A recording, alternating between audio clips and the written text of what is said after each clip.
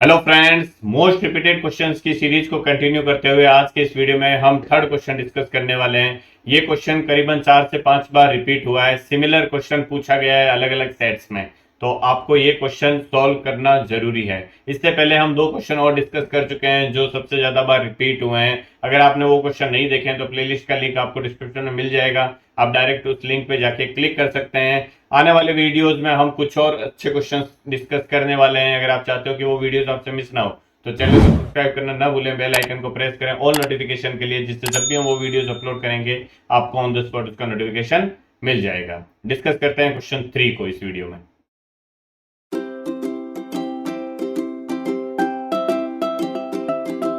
Coordinate geometry के chapter से ये क्वेश्चन है। पर्टिकुलरली क्या दे रखा है क्वेश्चन में, determine the ratio in which the point -6, y divides the line segment joining the points A and B. Also find the value of y. हमें ये जो पॉइंट दे रखा है जो डिवाइड कर रहा है ए बी लाइन को, उसमें जो पॉइंट का y कोऑर्डिनेट है वो भी हमें बताना है। ठीक है, तो सबसे पहले तो मैं पॉइंट ए और बी को ज्वाइन करने वाली एक लाइन बना लेता हूँ। ये सपोज एक लाइन है जो ए बी को ज्वाइन करने के बाद में हमें मिलती है। ए जो है वो -3, -1 दे रखा है और बी जो है वो क्या दे रखा है -8, 9। ठीक है, मैं एज्यूम कर लेता हूं कि ये जो पॉइंट है पी है।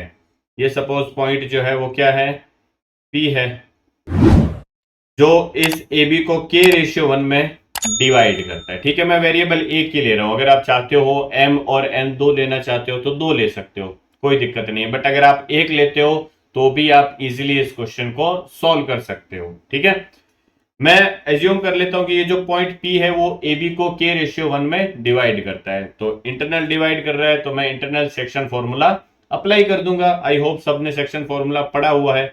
क्या हो जाएगा सेक्शन फॉर्मूला, अगर मुझे पॉइंट P के कोऑर्डिनेट फाइंड आउट करने हैं तो क्या होता है सेक्शन फॉर्मूला, आई होप पढ़ा होगा, mx2 plus nx1 upon m plus n। Similarly y coordinate होता है my2 plus ny1 upon m plus n।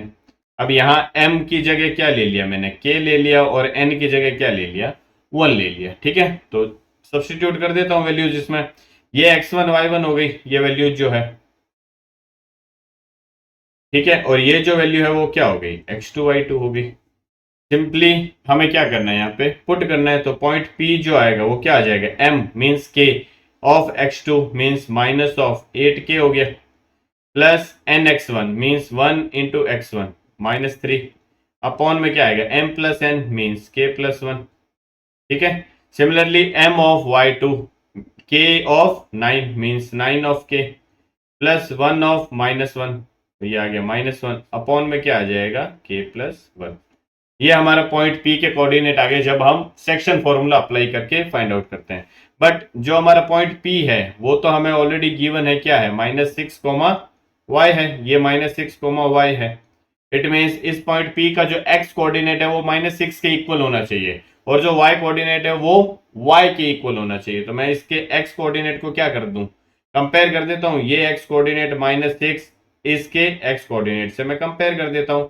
तो क्या आ जाएगा हमारे पास में, देखो -8k -3 अपॉन k प्लस 1 की जो वैल्यू है वो -6 के इक्वल आ जाएगी। क्रॉस मल्टीप्लाई कर देता हूँ, -8k -3 इक्वल आ जाएगा -6k -6k -8k -6k। मैं -6k को इस साइड लेके आ जाता हूँ, प्लस का 6k हो जाएगा और माइनस का 8k हो जाएगा, तो माइनस का 2k इस साइड बच गया। राइट हैंड साइड में देखो -6 ऑलरेडी है, ये -3 इस साइड लेके जाऊंगा तो +3 हो जाएगा। तो -6 + 3 क्या बचेगा आपके पास में, -3। ठीक है, तो माइनस से माइनस कैंसिल होगा, के की वैल्यू यहाँ पे हमारे पास में क्या आ जाएगी, 3/2। इट मीन्स जो रेशियो है हमारा, के रेशियो 1 लिया था मैंने यहाँ पे, के रेशियो 1, तो के की वैल्यू यहाँ पे क्या आ गई, 3/2 और रेशियो 1।